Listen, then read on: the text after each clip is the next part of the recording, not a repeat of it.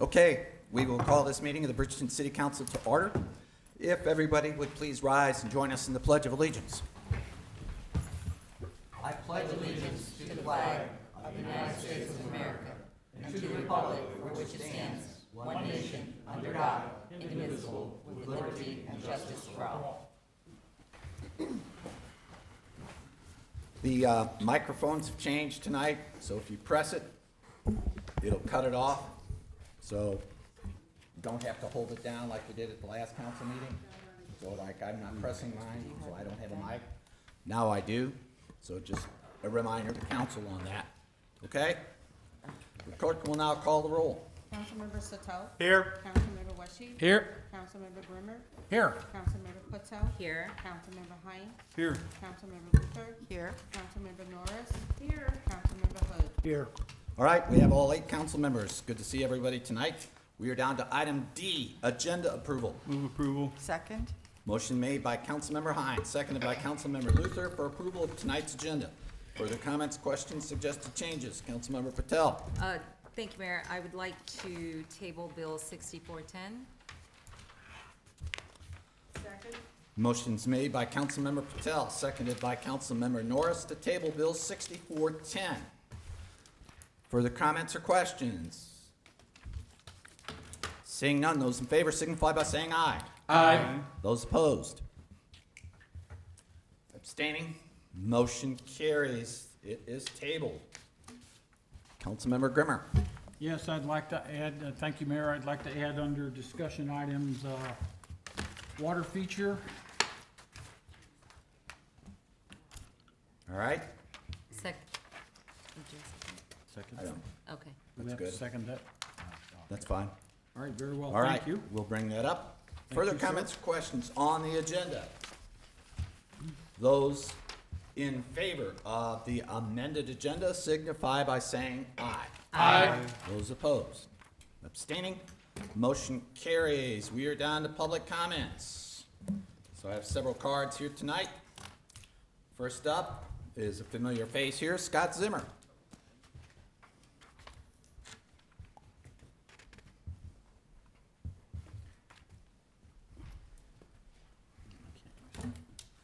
Good to see you again, Scott. Hello, thank you. It's good to be back. Scott Zimmer, there we go, Karen. And 40-year resident. So I'm here to talk about digital display signs in the residential areas. Several years ago, the previous mayor, I believe, asked 4 council members and staff to put together an ordinance that digital signs were not placed in residential areas. I was one of the council members selected to be on the team to write up this ordinance.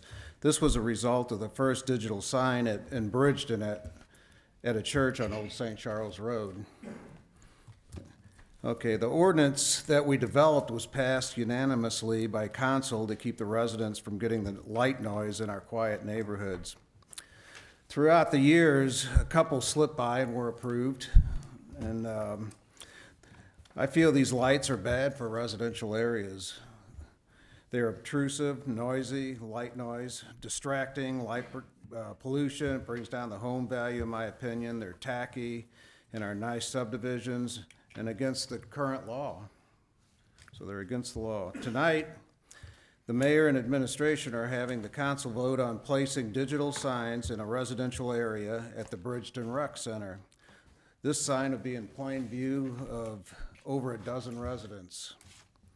I surveyed nearly all the houses closest to where the signs are being proposed, and they do not want these signs in their front yards. By the way, somebody mentioned something. These lights aren't shining in my yard. I'm doing this because I feel pretty strongly about this ordinance. So I'm not here because it's affecting me personally. I'm here because it's affecting my neighbors and fellow Bridgeton residents. I assume the mayor and administration feel this is a necessary tool to get the information out to the residents. Most of the residents coming from Bridgeton use the first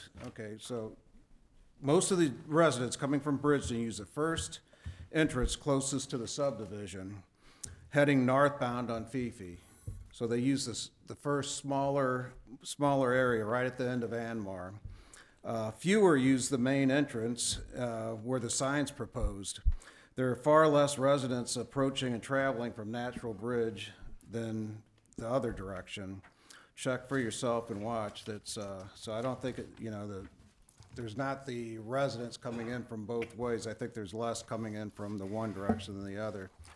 Okay, next, just the idea of changing a law that the city has rejected and denied for multiple businesses is wrong. I was on the design and review committee for years and years, and we disapproved them.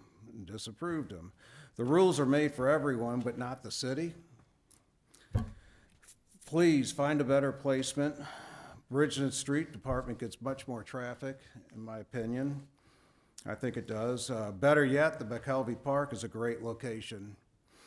It's not residential, or pretty much not residential, and I estimate, and I don't know, this number came from somebody else, 1,200 people, parents and kids driving by from Pattonville School, in addition to the folks that live out that way, they can view the sign. So I think it'd be a much better place than the Bridgeton Community Center. By the way, the ordinance at this point doesn't, as far as I know, I'm not privy to everything, but it doesn't mention turning off the sign at certain hours. And I've heard this go around with, we're going to turn it off at night, so don't worry about it, or turn it off at a certain time, so it's not going to affect you, which I think it's affecting us day or night. The residents will definitely be forced to view the sign while in their yard, day and night. What an intrusion. I could talk for hours on this subject, but I'll spare you.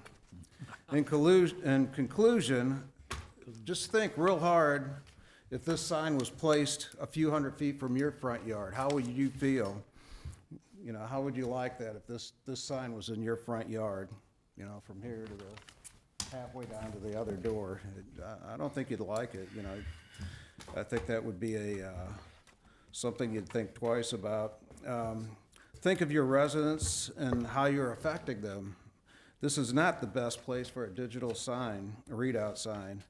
I stand behind the mayor on almost everything he has done and is doing, but I feel this is a very bad judgment call. Thank you. Your comments are duly noted. Thank you. Submitted. Very good. Next up, Mark Posada.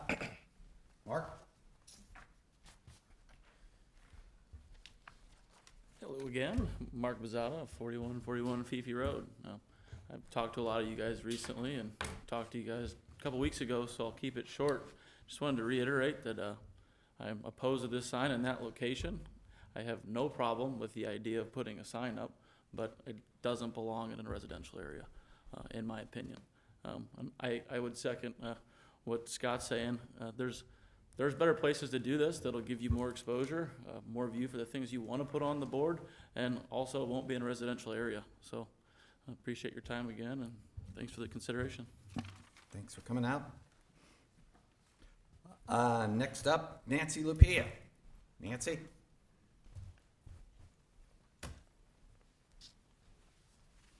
Well, I have a couple of things on my agenda tonight, so I'm going to be short and sweet and to the point, hopefully.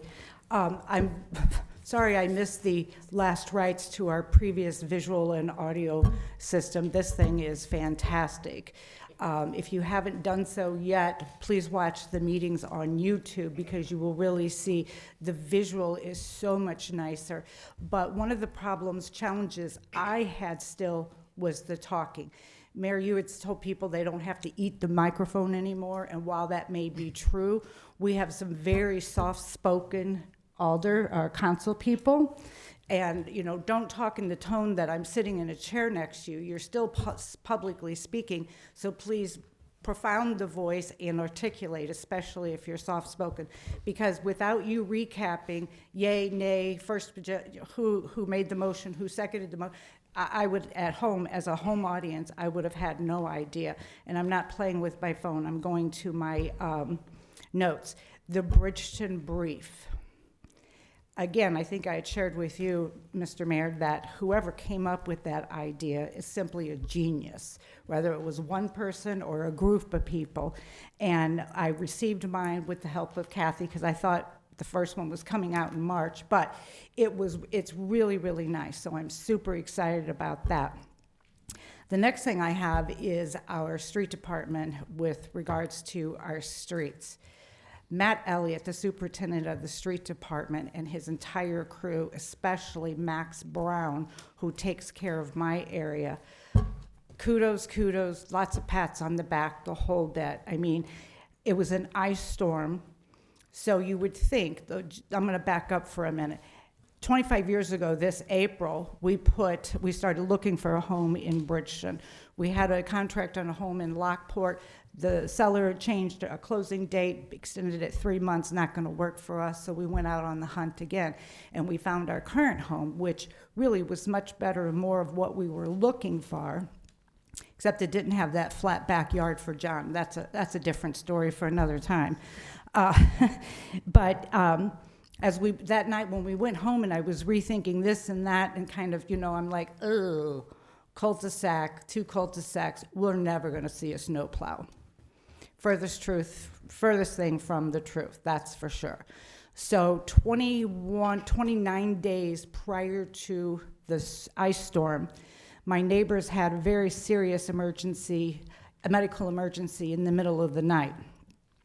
We had a fire truck, ambulance, and a police car down in our cul-de-sac, down because we are in a slope.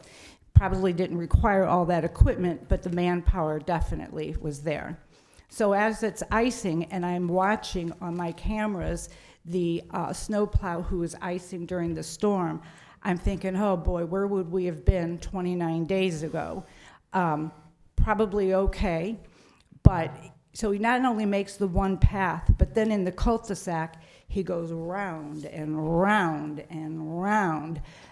And I really appreciate that. It was a thorough, clean job. So the point to this is kudos to them, but not only for the residents do the streets need to be cleaned, but also for our first responders, plain and simple. So I appreciate that. I'm gonna also talk about the sign up at the rec center. If I'm honest with myself, I'd love to have one there. I think it would be very beneficial. A lot of the events coming up, people passing by. One of the things I've always thought is, as you pass our community center, I mean, it's just gorgeous. If I didn't live here, I'd want to pull in and see what is all of this going on. So I think that's great, but I'm gonna have to stand with my fellow residents as I would hope they would stand with me on this if something were affecting me in the same way. I looked it up today to see what Webster had to say, and an ordinance is a piece of legislation enacted by a municipal government. And that's what we're talking about. This ordinance is a law of Bridgeton. There's a reason why it was created. There's a reason why we have followed it. And I really take pause with if we start changing ordinances to suit this and to fix that and blah, blah, blah. To me, it's opening up a can of worms. And when do we stop? I think, unfortunately, I don't know if research went into it beforehand, before the location of the rec center was decided, if we researched to see if we had any ordinance against our own desires. If we didn't, that was rather silly. But I do think there are other areas that this would be beneficial or possibly give the same benefit that you're looking for with putting it at the rec center. And the other thing I have real quick is, I heard it mentioned the first time in January and again in February, and that was, or I guess it was January period, and that is about doing something where we can take a little money from here and a little money from there, and it'll be all great. I really take pause at starting to take money from here and there in a budget that we're only in the first month of, and especially for something that we don't need, but we want. If you want a project to take money from here and from there, I can give you a project that would benefit the city and is a much more of a need than it is a want. Okay, that's all I have, and I am disappointed that Bill 6410 has been tabled for tonight. Thank you. Thank you. Your comments are duly noted. All right, I have no other cards, so we move on to item F tonight, approval of the minutes of the January 17th, 2024 meeting of the City Council. Move approval. Motion's made by Councilmember Hood, seconded by Councilmember Norris for approval of the January 17th, 2024 meeting minutes. Further comments, questions, suggested changes? Seeing none, those in favor signify by saying aye. Aye. Opposed? Abstaining? Motion carries. We are down to considerations of resolutions. We have a resolution R 24-01, opposing the elimination of the taxes on groceries. Councilmember Hine. Thank you, Mayor.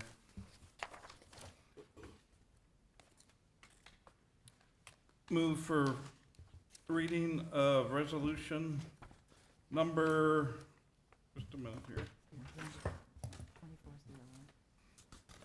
2401. Second?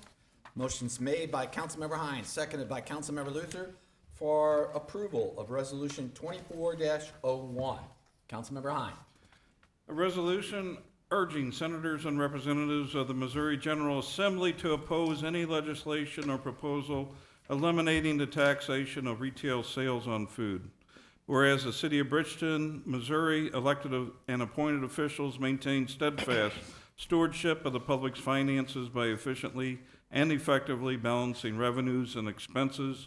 And whereas sales tax revenue plays a crucial role in sustaining critical local municipal services and infrastructure such as police and support staff, snow removal, low-cost waste and recycling services, recreational programs, playgrounds, summer camps, road and sidewalk repair, and more. And whereas approximately $2.7 million in annual sales tax revenue in the city of Bridgeton is collected from sales tax on food items, and whereas senators and representatives in the Missouri General Assembly have collectively introduced 6 bills to eliminate the collection of sales tax on food items without proposing a clear or feasible plan to replace lost revenue, and whereas the proposed elimination of municipal sales tax on food products poses a significant threat to the financial stability and operational capacity of the city of Bridgeton, neighboring cities, and all counties, villages, townships, and municipalities in the state of Missouri,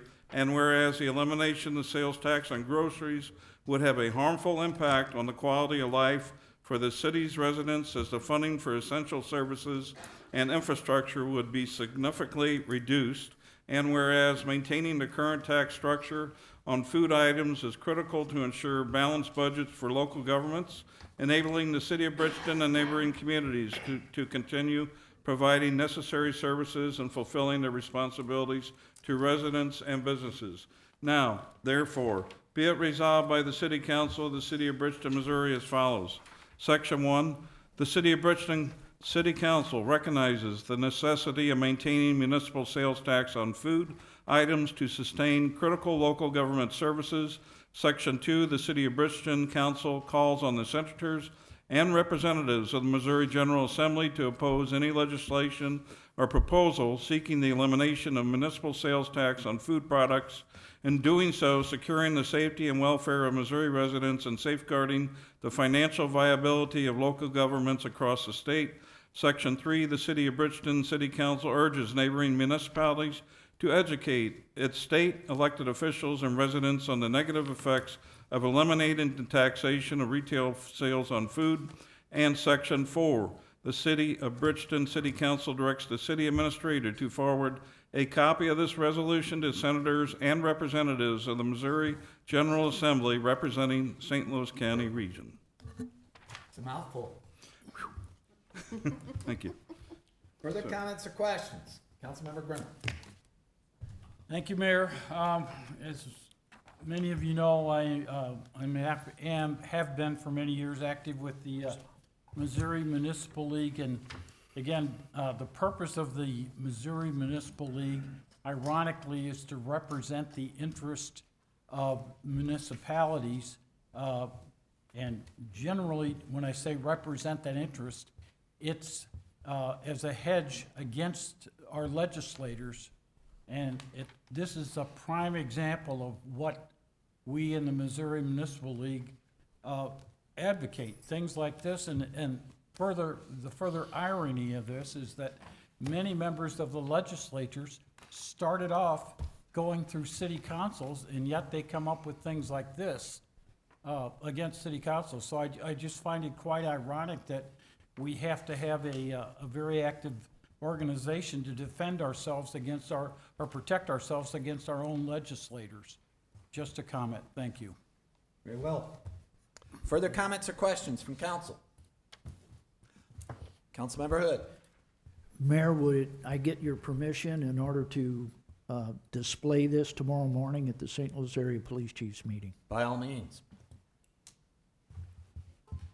Further comments or questions? Seeing none, the clerk will call the roll. Councilmember Winshee. Aye. Councilmember Grimmer. Aye. Councilmember Patel. Aye. Councilmember Hein. Aye. Councilmember Luther. Aye. Councilmember Norris. Aye. Councilmember Hood. Aye. Councilmember Satel. Aye. By your vote of 8-0, you've approved Resolution R 24-01, opposing the elimination of the sales tax on groceries. We are down to item J, permits, waivers, and appeals. First is special use permit extension request. Councilmember Hein. Thank you, Mayor. Here we go again. Move for first reading of bill number 6302. Second? Motion's made by Councilmember Hein, seconded by Councilmember Luther for the first reading of bill, it's not a bill. It's just a special use permit extension. Okay. An ordinance of the City Council of the City of Bridgeton, Missouri, application 21-PZ-12, establishing a special use permit for automobile repair, major or minor, provided that the activity is conducted wholly within an enclosed building to allow a quick lube business located at 12077 St. Charles Rock Road. I'm going to ask if, with your permission, Councilmember, to have the attorney explain what this process is about for you, Okay. because I know we had a memo as well from Mr. Greitens. So if you would, Mr. Lindenbroker. Thank you, Mayor.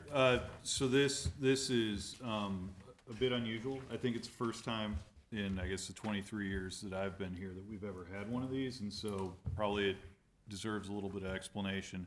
So what the code says is once once somebody receives a special use permit, the special use permit eventually it can expire if it's not used within 2 years. But they can come back to the city either before it expires or after it expires and ask for it to be extended for another year. And that's what's being done here. This special use permit that is the bill that eventually became an ordinance that Mr. Hein just read, it's ordinance 2201, was passed in January of 2022.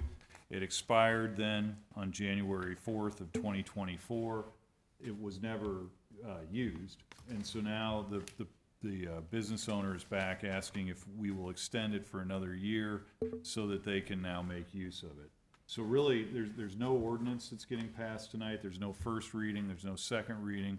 It would just be a simple motion whether or not to grant the extension or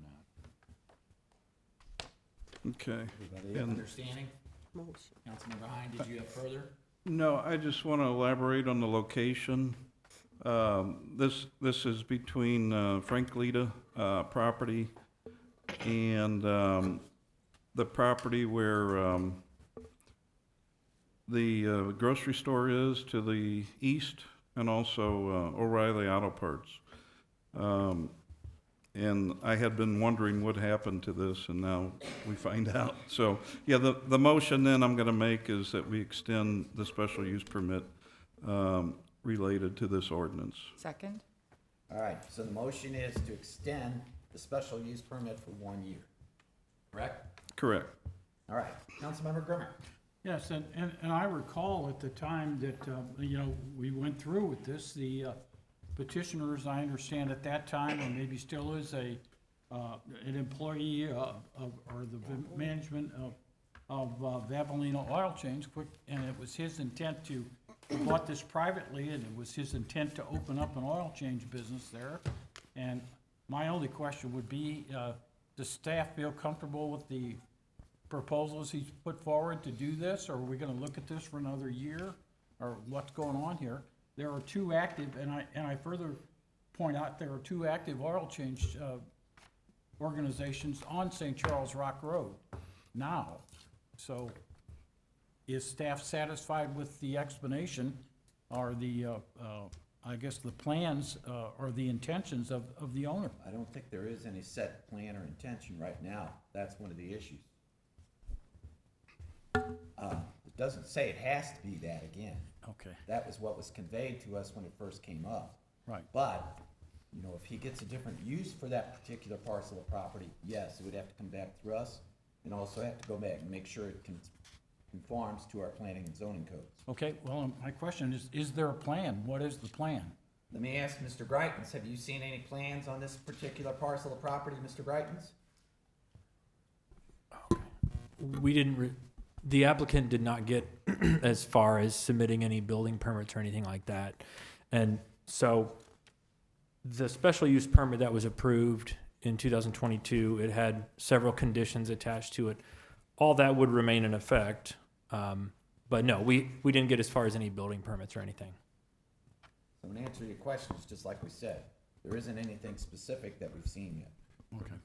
So then, the way I look at this is we're going to permit this to, we could be looking at this for another year, just the way it is. Could be, the attorney would like a moment, then I'll Yeah. let you, Councilman. Maybe just to tack on to what Zach was saying. I mean, a reason for the fact that no plans have been submitted might be that the city couldn't accept any plans because currently it's not zoned properly. So the first step in applying for a building permit is it's gotta be zoned properly. It's not, because the special use permit expires. This is a precursor to the applicant being able to submit any plans, correct, Mr. Greitens? At this point, yes. Yeah. During the window after the approval, it sure, could have. yeah. But at this point, within the next year at least. Well, I'm certainly not opposed to, discouraging any ongoing business or anything. I just would like to see that there's something happening with this thing, that we're just not gonna be looking at this vacant oil change place for another year. Okay. Councilmember Satel. Yes, thank you, Mayor. We can only extend this for making it 1 year, since it was originally 2 years. I'm just kind of curious why it's 1 and not another 2 years, okay? That's the first question. The other thing I've noticed, driving by there quite a bit, and you can actually see it a little bit in the drawing, is the overgrowth on the side of the building. I mean, it looks like they're not maintaining this piece of property that well. If we're approving this, can that be a contingent about cleaning the place up so it's at least respectable from the street when we drive by? I'll have to consult counsel on that. So you wanna tie something in about, remember, there is a detention basin behind. I'm talking about the view from the front, which is, Okay. they got, trees and bushes just growing up out in the building when it was opening, because I used to take my vehicles in there and get oil changes before. And Okay. it was always nicely cleaned up, and, but I'm just Let asking. me ask counsel. All right, thanks. Yeah, so, I guess two questions there. The first of which was, why are we extending, or why are we considering the extension for 1 year? And I think that's what the code says, right? It's a Correct. 1 year Okay. extension is all Correct. that's permitted. And then the second question, now, what I don't think we can do at this point is amend the special use permit ordinance that was passed 2 years ago. What the code allows us to do is extend what was permitted. If the council's saying you wanted to put new conditions on the special use permit, I think we'd have to go all the way back through the special use permit process. Okay. But we could still then file a complaint on the way this is being maintained Yeah, it does, outside I of mean, this then. to the extent the code is being violated. Correct, the okay. The zoning issue doesn't All right, that's all. preclude that. Can you Councilmember drop that down Norris. as a complaint? Yes, sir. That's when I'm a little confused. Are we extending it with the special use permit that we gave them back in 2201, or now he has an option to change something? So, it's kind of giving him a free rein. That's when I'm a little, 1 year extension only. 1 is- year on the no other existing changes. That's with correct. no changes. All That's right. correct. Thank you. Further comments or questions? Seeing and hearing none from council, the clerk will call the roll. Councilmember Grimmer? Aye. Councilmember Patel? Aye. Councilmember Hine? Aye. Councilmember Luther? Aye. Councilmember Norris? Aye. Councilmember Hood? Aye. Councilmember Satel? Aye. Councilmember Weshy? Aye. By your vote of 8-0, you approve the extension of a special use permit for 12077 St. Charles Rock Road. I would advise Public Works to talk with the owners about the condition of the property and make sure that it gets cleaned up. Next item is a variance request by Loafer Lee, application 23-0347. Councilmember Grimmer. Thank you, Mayor. If I may, I am a little, on this particular variance, I don't believe I have, maybe not all of the information in front of me. If I would ask for a motion on this variance right now, the way, with the information I have, it would have to be denied, because of the fact that it does not meet our ordinances. I see the applicant is here, and I guess what I'd like to know is, has there been any further information submitted about the signs that's proposed relative to what this variance is dealing with? So are you asking for the applicant to come up and ask? Because you need to ask for suspension of council rules. Yes, all right, if I may do that. So, yes, I'd like to, in view of the fact that I, and of course, realize that if we deny this, it's 6 months before they can reapply again. So I'd like to get this right the first time, in deference to the applicant. So accordingly, I would move to suspend council rules for the purpose of allowing the applicant to come forward and explain where we're at on this process. Second. Right, a motion's made by Councilmember Grimmer, seconded by Councilmember Patel to suspend council rules in order for the applicant to address council. I got 2 lights. Are they on the motion for suspension? No. Okay, motion for suspension. Those in favor signify by saying aye. Aye. Those opposed? None? The applicant's here. Come up, sir, if you would. Thank you. Address council up at the podium. Fantastic. Thank you so much, Councilman Grimmer and Patel. Yeah, give us your name, please. My name is John Head. And address, sir. The address is 3147 North Lindbergh. Very good. So I'll start passing these around. I guess that's the best way to do this. We can share too if we need to, thank you. Thank you so much. What's he doing? If you don't have enough, just give me that way. We can share. We can share. We're sharing this, we share with you. Okay, thank you. Thank you very much. Okay, so I'm gonna refer to my phone here for, you know, give me, I'm gonna send this around as well. Different from the first one I brought. A design review, just a sample of what we have to offer within our 4 walls. So once again, my name is John Head. I'm here representing Loafer League and Tabashnik Atelier. Essentially, I believe that the ordinance states that I think it's 15 or 20% window coverage. So we are requesting 100% coverage of our windows. The design is in the packet that I just handed out. The first reason is personnel safety. So organized crime is a real thing. This is a high-end luxury store. Mr. Tabashnik has been in this location for 37 years, I want to say. So approaching 4 decades, this man has been in this location. So he's a furrier. He's one of the last furriers in town. And initially, we looked at moving the location, quite honestly. But due to the fact that he has an established clientele, he's been there forever, he's 88, we say, you know what, we'll stay here in the beautiful city of Bridgeton and continue forward. So we're just trying to accomplish a rebrand. And one of the things we have going now is we'll have a billboard up later this month on North Lindbergh. That billboard costs us roughly $900 a month, right?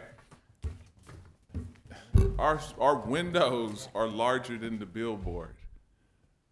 So essentially, you know, it is a wasted opportunity not being able to promote the business on Lindbergh because all of the windows are like a billboard from a square footage standpoint.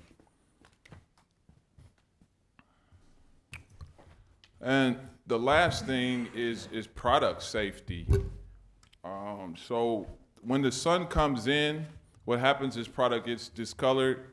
We sell loafers in this door. There's a picture of the loafers that we sell.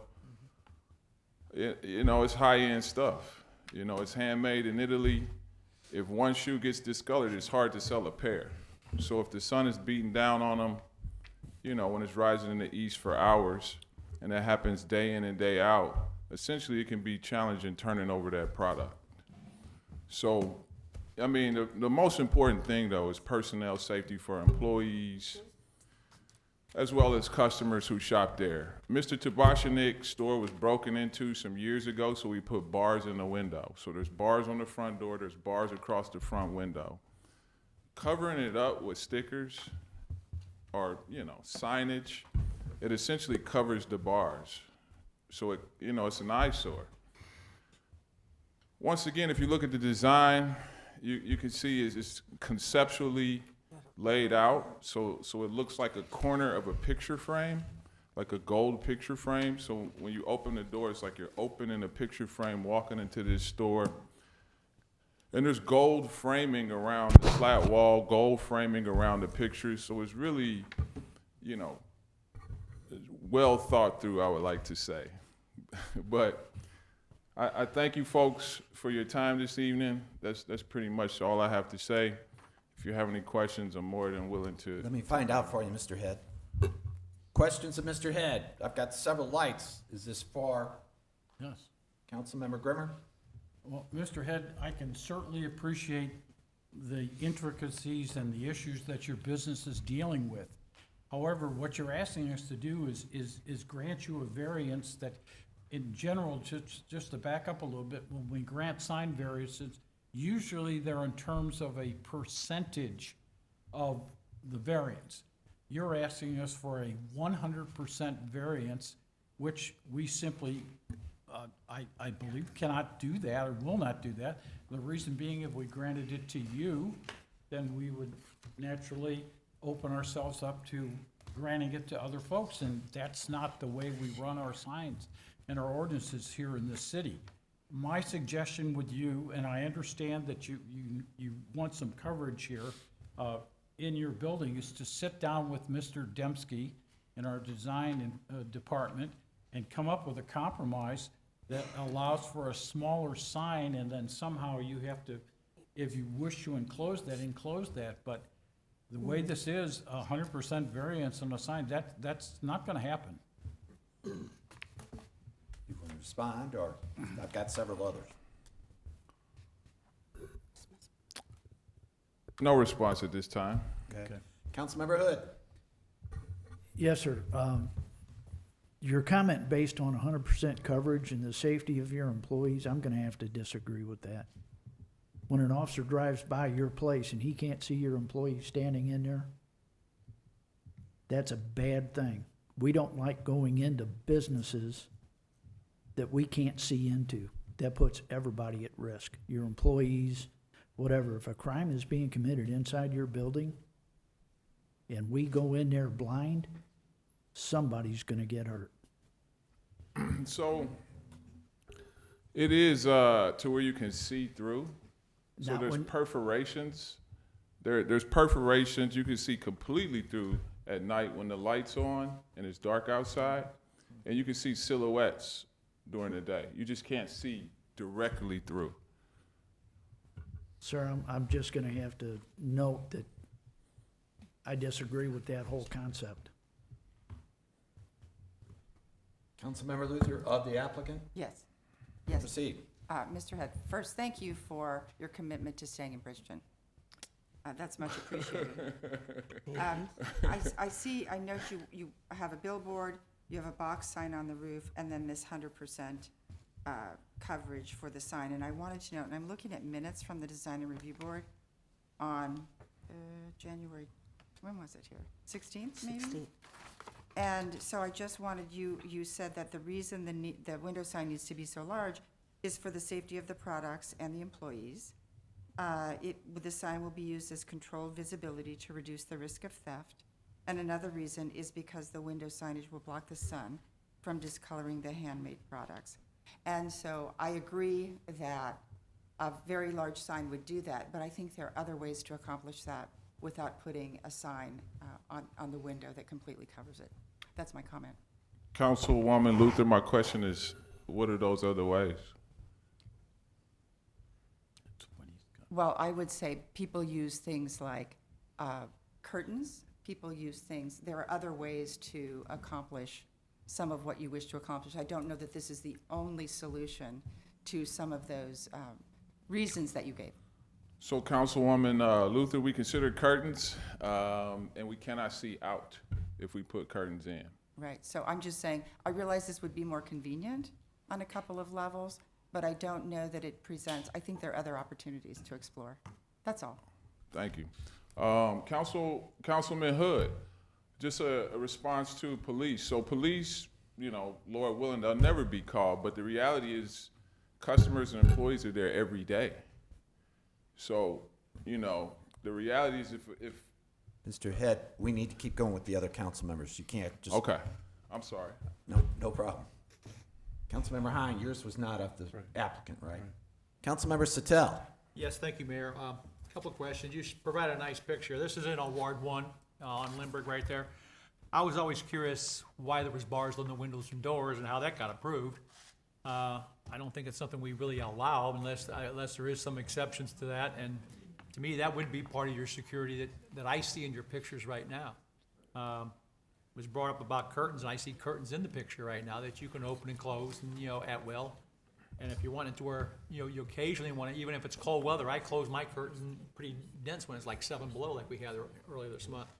I've also seen things where you go into a lot more riskier locations than yours. Maybe it's a jewelry store or something like that, and you got to be buzzed into the door. Maybe you have that, maybe you don't. So those are other things you could do for security. You know, if you think they're going to break glass, that's, I think, the purpose of your bars.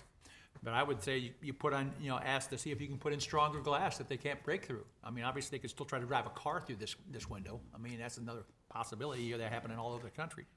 But I think there's other ways. We're not going to approve 100% window. I actually think what you have right now probably exceeds our current ordinances on the one you have at the very top, because you already got a nice header one up on the very top of the building right there, which I like that on the overhang up on the top.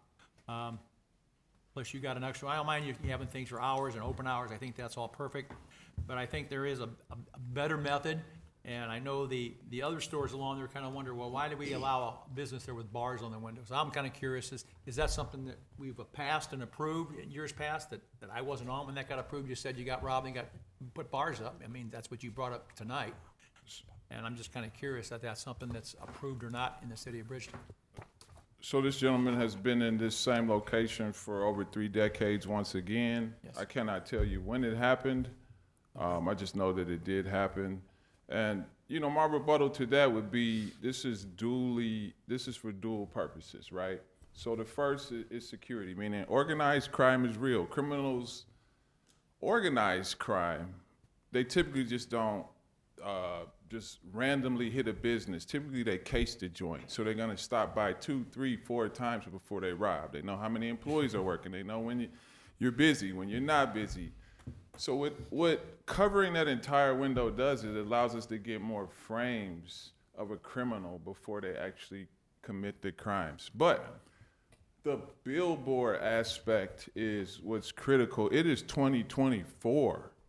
This is not, so the original sign ordinance or whatever it is, it was written in the 1980s. It was updated in 2014, I want to say, so like a decade ago. To say that, you know, we should be running and making decisions based upon a foundation that was 40 years ago, I mean, quite frankly, I failed 2 sign permits or whatever. I failed 2 occupancy permits. I run a business out of City of Bridgeton. They did $2 million of volume. Easy peasy. We opened up a second location in Fairview Heights. It's just different. This is a different process. So, you know, I understand about we won't let you do 100%, but when there's better ways, and I'm asking for what are those better ways, and the solutions aren't real, and I go to a design and review meeting with the same information, but it's not printed, and it's like, well, come to a city council meeting the next month. I have a wife, a 5-year-old, a 3-year-old, and a 3-month-old. Can I respond, me? I just, I opened up the store today at 8 o'clock. I stayed for this meeting. So, you know, to walk out of here and get nothing accomplished, pretty much, this is real. Okay, follow up I'd like to follow up since it was comments back from myself. quickly. This front of this building has a nice overhang. It also faced east, so I think your reasoning as far as discoloration, and it's only gonna get a little bit of morning sun right there, and by probably 11 o'clock, this whole glass is shaded, okay? So Because you- that does face east right there, okay? You were correct. So from like 4 in the morning until, like you said, 11. So those, you know, 4 to 11. Probably 7 to 11, yeah. You know, there So- might be no, some no, like. no. It's earlier. It's earlier. Well, I've been there. I only live a couple blocks in there, and I don't get sunlight at 4 in the morning. Well, it's Sorry. it's definitely before 7. I've been there. I've been there, and it's before 7 a.m. Okay. And I mean, that's seasonally. That's seasonally. We're not gonna debate when the sun rises. I'm done. Councilmember Grimmer, quickly. In deference to the applicant, and with the council's consideration, I would like to table or suspend this request for a variance, giving the applicant an opportunity to sit down with our design department and work out a better solution, because, again, as we've said, we can't allow 100% sign. There probably is a better solution to it, and all I would ask is that you invest a little more time in finding out what that solution would be. We would love to consider it and retain you as a valued business here in our city, sir. I'll second that. Well, do you want that as a motion? That you're I'm making a withdrawing? motion that we Do you understand what they're talking about? suspend the variance request. Well, yeah, what is that? I'm not sure is it a tabling motion? Table, Because- table the Consideration. variance. Table. Because if we vote no, it's canceled for 6 months. Yeah. Yeah, Where you now got we can 6 come back in months. the So next now 2 meetings if you have a better You proposal. would have the opportunity to think about this or get some consultation with maybe Mr. Dembski or somebody, or come up with a different solution, which we would be very happy to consider. It's up to you, Mr. Head. We can cancel it, table it. No, I'll come back. What I'm saying, my issue is, so the box sign I can move forward with, correct? On the building. You're okay with that? The box sign I can move forward with? Yes. Okay, so This right here? The window you can't. small victory. So window I can't, well, yeah, I appreciate it, Councilman Grimmer. I mean, you know, this is, once again, coming back another month. I mentioned the family situation, which, you know, Okay. I appreciate the time. Okay. Council Grimmer? Can we vote on that? Entertain the motion to withdraw. Motion, table. Table. To table. Motion to table this second. variance, until further notice. Motion's made by Councilmember Grimmer, seconded by Councilmember Sattel to table this proposed request for a variance of Loafer League. Further comments or questions? It's tabling, so there is none. Those in favor signify by saying aye. Aye. Opposed? Nay. Motion carries. All right, it's tabled. You need to work it out. Okay? Got it. All right. Councilmember Hine, did you have another question? That's over there. It was No, tabling ordinance, you can't debate that one. no. My comment was, it came to us unfavorable, so it would require this 6 back? out of 8 That's votes to correct. pass, so that's, okay. Okay. Thank you. We are down to perfection of bills. We are down to Bill 6421. Councilmember Hine. Thank you, Mayor. Motion for second reading of bill number 6421. Second? Motion's made by Councilmember Hine, seconded by Councilmember Luther for the second reading of Bill 6421. Those in favor signify by saying aye. Aye. Opposed? Abstaining? Motion carries. Councilmember Hine. An ordinance of the City Council of the City of Bridgeton, Missouri, authorizing the installation of 2 streetlights in the City of Bridgeton, Missouri. Second.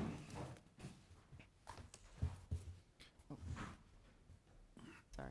You want to go to, Move that bill number 6421 become ordinance 24-10. 10. Second. Now it's Councilmember Hine has moved that bill, seconded by Councilmember Luther, that bill 6421 become ordinance 24-10. Councilmember Hine. These are in the location on Penridge Drive, directly across the street from the new logistics facility. And based on one of the occupants that had come before us for a special use permit, MOVA, a volleyball company, I believe that this would help with the safety of their people coming in and out of there, especially the young adults. So that this is a good thing for Penridge and Bridgeton. Very good. Councilmember Grimmer. I totally support this, and it just makes me happy that the city can do things like this to promote the activities of our youth and safety and activity of our youth. Further comments or questions? Seeing and hearing none, the clerk will call the roll. Councilmember Hine. Aye. Councilmember Luther. Aye. Councilmember Norris. Aye. Councilmember Hood. Aye. Councilmember Sotelo. Aye. Councilmember Wishy. Aye.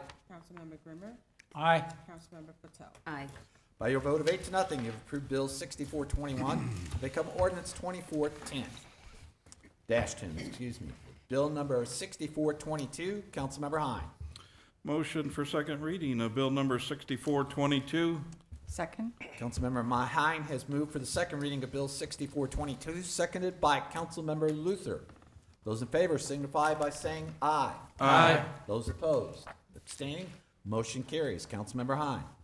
An ordinance of the City Council of the City of Bridgeton, Missouri, authorizing the mayor and city clerk to renew the agreement substantially in the form attached hereto with M&H Concrete Contractors Incorporated for the 2024 concrete pavement replacement with the same schedule of rates as 2023, increased by a maximum of 3%, associated with select streets in the Harmon Estate subdivision, and the amount of $1,042,228.70.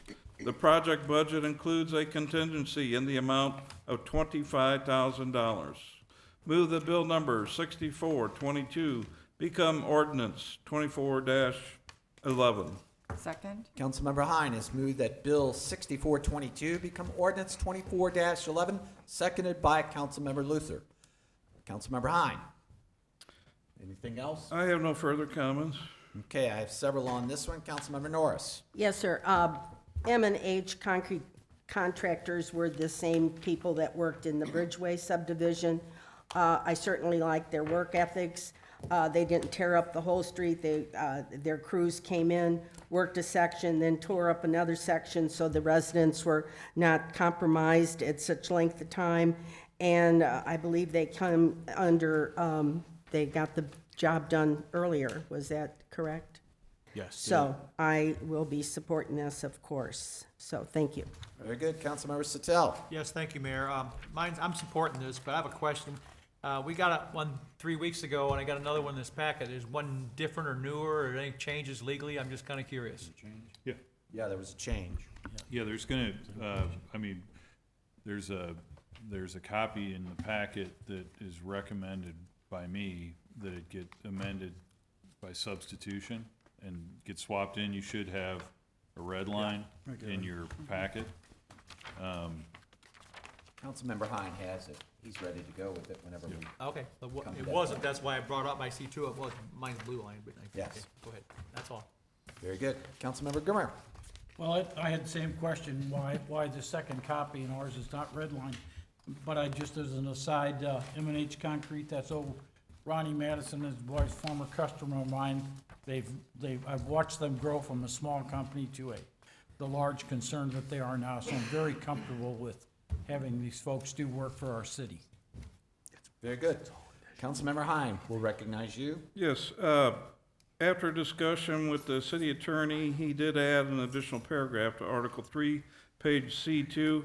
Therefore, I'd like to submit a motion to submit the new contract here with this bill and ordinance. So, Councilmember Hine has moved to amend the existing ordinance by the inclusion or by substitution of the new one that was distributed to council in their packets. Is that correct? Correct. Second? Seconded by Councilmember Luther. Further comments or questions? You have anything else on this one, Councilmember Hine? No, On the I don't. amendment only. Councilmember Sattel on the amendment? Yes, is this lines 59 to 63 on C2? It's kind of blue highlighted on mine. That's correct. Yes, sir. Then we ought to put that in a minute, so if someone wants to look at these records, we then know which lines were changed. Thank you. You're substituting the whole bill. The whole bill? Okay. Okay. On the amendment only, further comments or questions? Hearing and seeing none, those in favor of the amendment only signify by saying aye. Aye. Those opposed, abstaining, motion carries. Back to the amended bill, Councilmember Hine. Move that bill number 6422 become ordinance 24-11, Second? As amended. as amended. Councilmember Hine has moved that Bill 6422 as amended become ordinance 24-11, seconded by Councilmember Luther. The clerk will call the roll. Councilmember Luther? Aye. Councilmember Norris? Aye. Councilmember Hood? Aye. Councilmember Sattel? Aye. Councilmember Wishy? Aye. Councilmember Grimmer? Aye. Councilmember Patel? Aye. Councilmember Hine? Aye. By your vote of 8-0, you've approved Bill 6422 as amended to become ordinance 24-11. Moving on to Bill 6423, Councilmember Patel. Thank you, Mayor. Move for second reading of Bill 6423. Second. Motion's made by Councilmember Patel, seconded by Councilmember Grimmer for the second reading of Bill 6423. Those in favor signify by saying aye. Aye. Those opposed, abstaining, that motion carries. Councilmember Patel. An ordinance of the mayor and the city council of the city of Bridgeton repealing section 130.060 as set forth under chapter 130 of the code and adopting a new section 130.060 fixing the fees and charges for the Parks and Recreation Department programs, services, and activities. Move that Bill 6423 become ordinance number 24-12. Second. Motion's made by Councilmember Patel, seconded by Councilmember Grimmer, that Bill 6423 become ordinance 24-12. Anything further, Councilmember Patel? I do not have any comments on this. Councilmember Grimmer? I just like it going through the bill, and I can see that this has been scrutinized and worked over, and that just kind of makes me comfortable with this. Thank you. Very good. Councilmember Grimmer, or anybody else? I do. Councilmember Sattel. Yes, I just want to admit that I like the breakdown where it shows lines back and forth, changes from this to that. So anytime that comes in the future, if we can do something like that, it's kind of nice to be able to see. Thank you. We'll keep that in mind. Further comments or questions?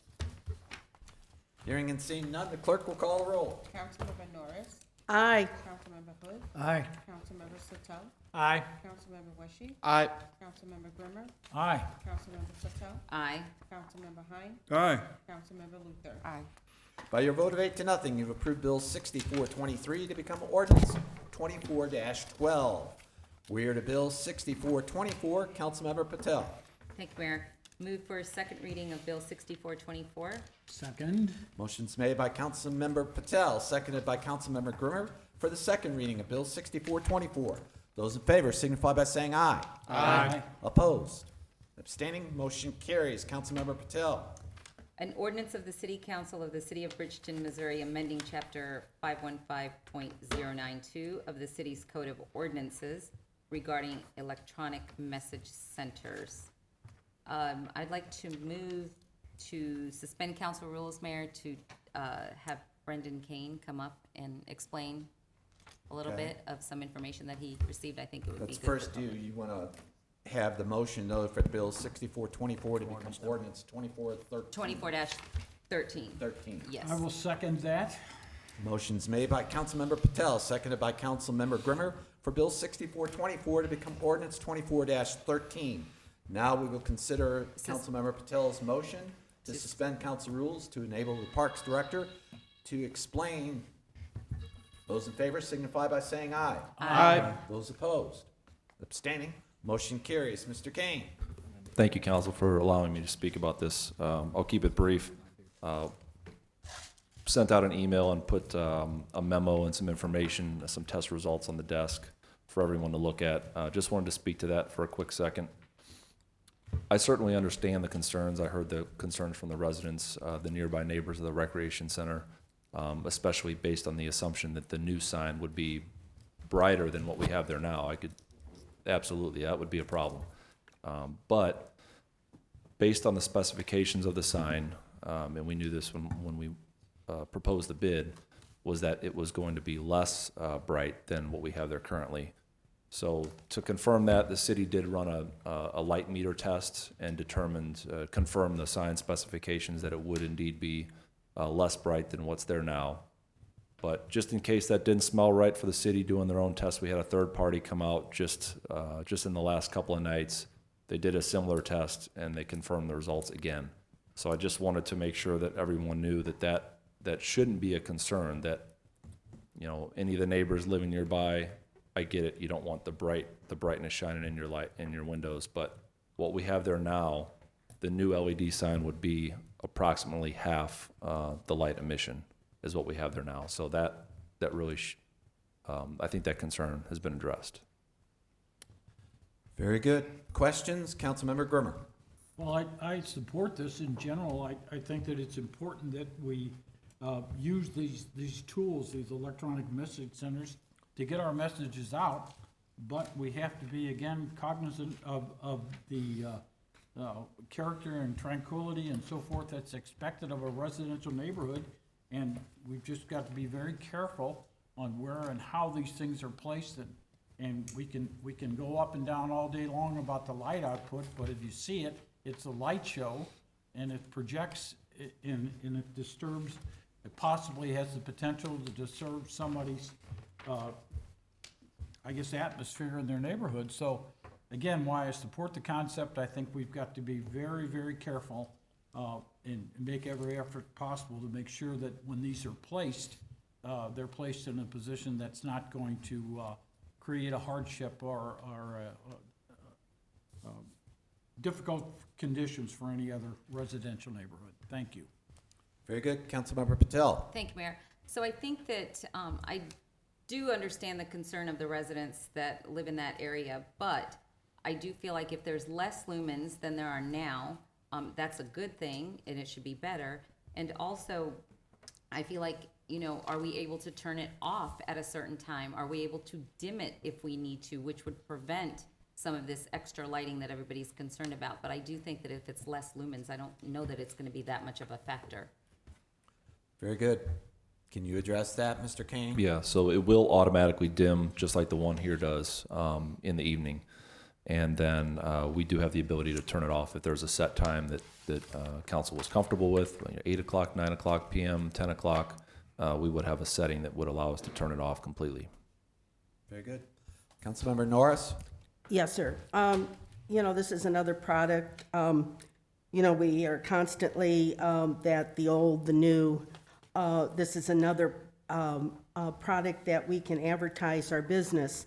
We're always, if you have your own business, you're always looking for some way to get new customers. So this is an opportunity. And also the staff at the rec center can advertise instead of going out to the board and changing the letters Valentine's Day and then ripping that off and putting something else. This could be a reading. And also they could turn it off, have it at the recreation hours, 5 a.m. to 8. You know, turn it off if it's causing some problems. You know, it's just a product that we are trying to generate business. Someone says, oh, there's not enough people that come there. We have a lot of outside businesses that use our community center in meetings and rent our facility. So they're just coming in for maybe a wedding or a birthday party, but they see something, they go, oh, that would be a great opportunity so it's another place for us to generate some money. I just feel this is just another marketing tool that we are constantly, nobody knows anything that's going on. We're constantly being told, where did you get that information? We're just making another choice. We have the activity book, we have, some of the things that go into the banner, and now we have the new brief. So, we're just trying to reach as many people as we can to advertise our $15 million building, plus the pool, plus our park. So I just feel this is a great opportunity. Thank you. And, I just wanted to say, if they're saying move it to another location, if you don't agree to this, then you can't put it in the McKelvey location. That is also residential. So, the domino effect, you need to make sure you understand this. Thank you. Councilmember Satel. Yes, thank you, Mayor. Not just McKelvey Park, that happens that the property of McKelvey Park is still zone residential, but that would mean that all the parks in Bridgeton could have these kind of signs, like Matthews Park, Hellebush Park, Bridgeway Park over in Bridgeway. The way this is written is wrong to be able to allow it to all our parks. It doesn't exclude, it doesn't just say at the rec center. I just don't think this is right at all. I know the citizens I've talked to along that section, they'd much rather see us spend $35,000, $40,000 towards Fifi Phase 3 that was promised 12 years ago. We've done Phase 1 and 2 and keep pushing that and pushing back because it doesn't address that many people that live on that section of Fifi Road. But this is wrong to do this and sit there and just change our ordinance here. On McKelvey Road, we could actually change the zoning of McKelvey Park's park to a different zoning on that particular, and say, let it be commercial, even though we have a park there, because we can change that. But to change an ordinance like this to affect all our parks, that's just wrong. If an ordinance like this has to pass, I'd make a motion to amend and get rid of lines, starting with the in on number 21, get rid of all line 22 and 23, and which is basically the changes that were made in this ordinance. So I would say get rid of the in residential zone districts, electronic message centers shall only be permitted in public parks owned and operated by the city, except as provided in the immediately preceding sentence, and then capitalize the electronic E that starts on line 24. And so, this makes no sense to push this through unless we amend this ordinance to not make it to where it can be done in our parks.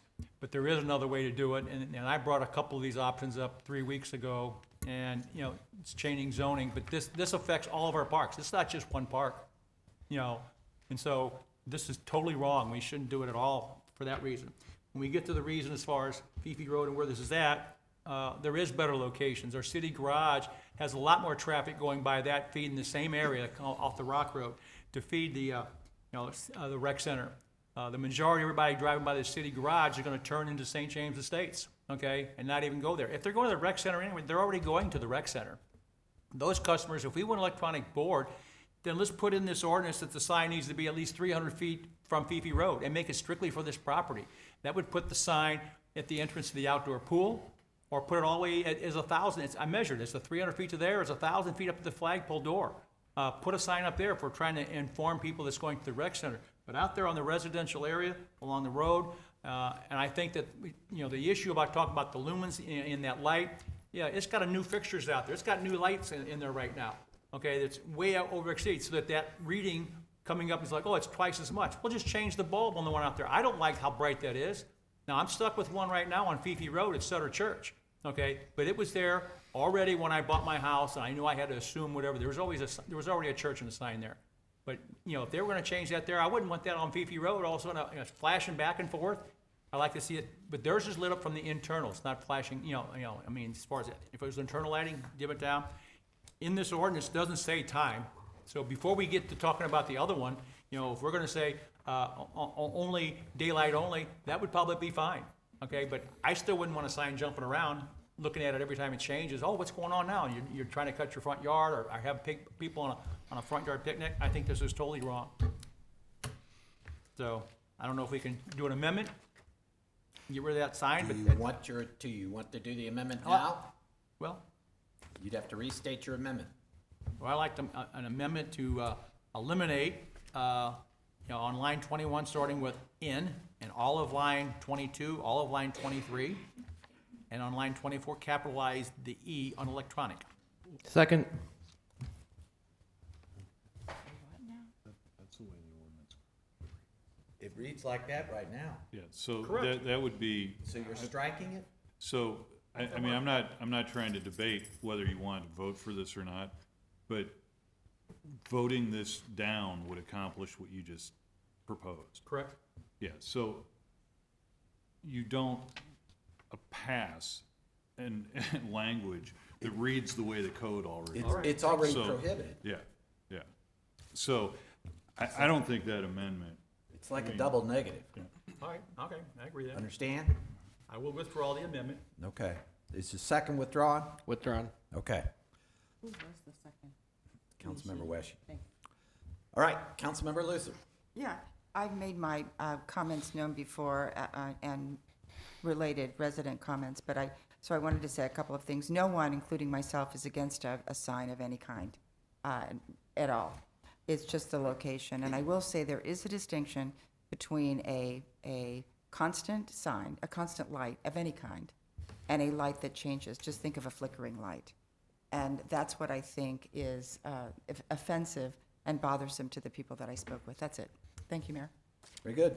Councilmember Weshy. So I'm going to second a lot of what Councilmember Luther just said. We keep on talking about the foot candles, which is what we ended up getting earlier today, which, by the way, thank you very much for sending out those numbers. That was helpful. It's going to go from 0.53 foot candles to 0.26 foot candles, which sounds great, but the problem is not how bright it is. The problem is the movement going on. A great example I gave earlier when talking to some other people is on my couch, I can see a blinking light from a radio tower at the top of Dorset in the fall, spring, and winter. I have to keep my blinds closed because it bothers me to no end. I'll be watching TV and I'll see a light, I'll be like this, and in the same idea when I was talking to the mayor earlier in his office. I was talking to him, trying to keep eye contact, but the light in front of this building, the sign in front of this building was changing, and it would go from green to orange or orange to white. And I do appreciate the fact that we are going to keep something up on the sign for 5 seconds at a time. I appreciate the fact that it's an instantaneous change instead of an animated change, because if we didn't have those two rules, it would be even worse.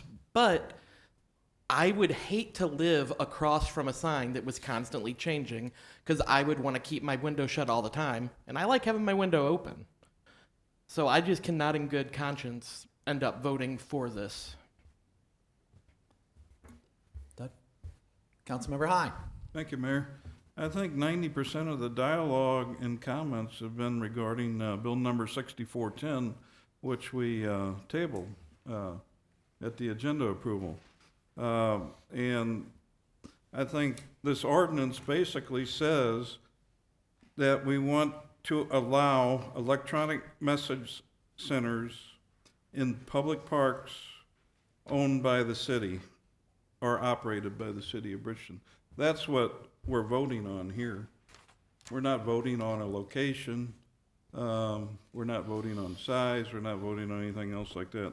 But I feel like if we pass this and we're sending a message to our residents that we'll put the sign out regardless of what your feelings are.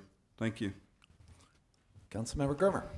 Well, I thought that's the way I interpreted this ordinance also, is that we were merely saying that the use of electronic message centers, as the ordinance says, is an approved for use. Now, where we put them and how we deploy them, as I had said earlier in earlier testimony, that's the real issue. But if we deny this, the way I think it, we can't put an electronic message board or anything in any of our parks. Is that, if we would not pass this? No, the existing ordinance states you cannot put it in there. Right, that's what I'm saying. If we don't pass this, we can't. Correct. So, yes, I think that that's a tool, but we have to be very, very careful in how we deploy that tool so that we do not cause any inconvenience or anything for residents. So I'm in favor of the deployment of the tool, of the use of the tool, just with a lot of oversight, let's put it that way. Councilmember Wesh. So I have a question going off of that right there, and it would be, would there be any way that we could end up currently putting a sign in at a park using a special use permit? And the reason or something to that end, and the reason I bring that up is McKelvey Park, as mentioned earlier, is technically zoned residential.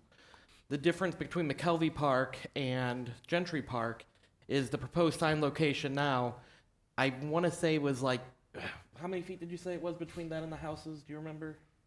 It doesn't fully matter, but it's Right across the street. Yeah, it's right across the street. It's really close. I had the number, but I can't find that number.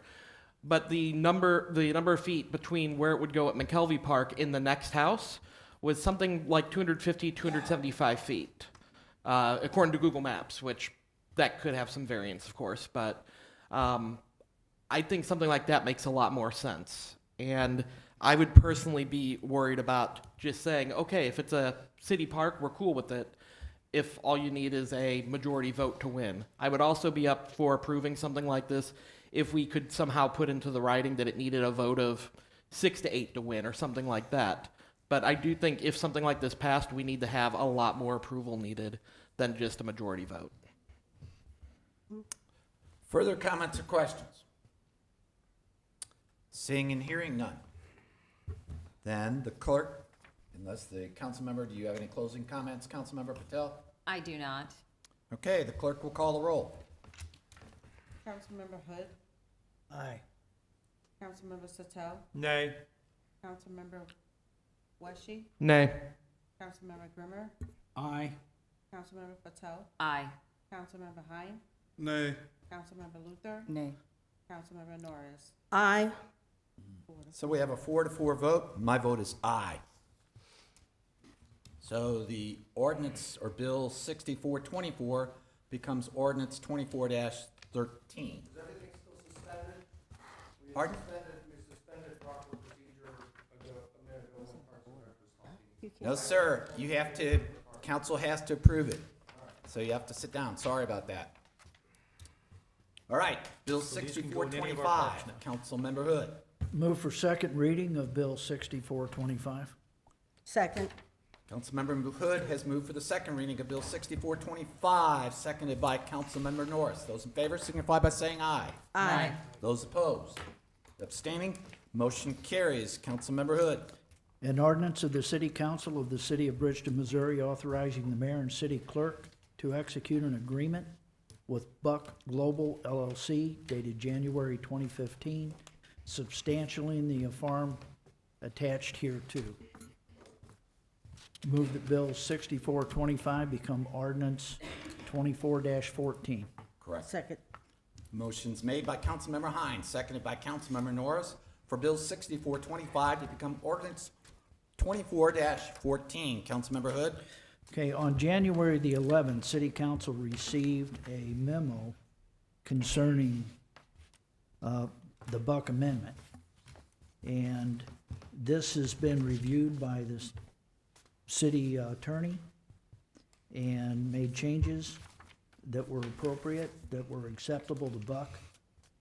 And this concerns the actuary for the employee pension program. And this updates the original fee structure and includes additional responsibilities due to the expanded GASB requirements. And this was discussed at the Pension Commission and approved unanimously. I recommend approval. Very good. Further comments or questions? Seeing none, the clerk will call the roll. Councilmember Satel, Aye. Councilmember Weshy, Aye. Councilmember Grimmer, Aye. Councilmember Patel, Aye. Councilmember Hine, Aye. Councilmember Luther, Aye. Councilmember Norris, Aye. Councilmember Hood. Aye. By your vote of 8-0, you've approved Bill 6425 to become ordinance 24-14. Consideration of new bills. Bill number 6426. Councilmember Hood. Okay, move for first reading of Bill 6426. Second. Motion's made by Councilmember Hood, seconded by Councilmember Norris for the first reading of Bill 6426. Those in favor signify by saying aye. Aye. Those opposed? Abstaining? Motion carries. Councilmember Hood.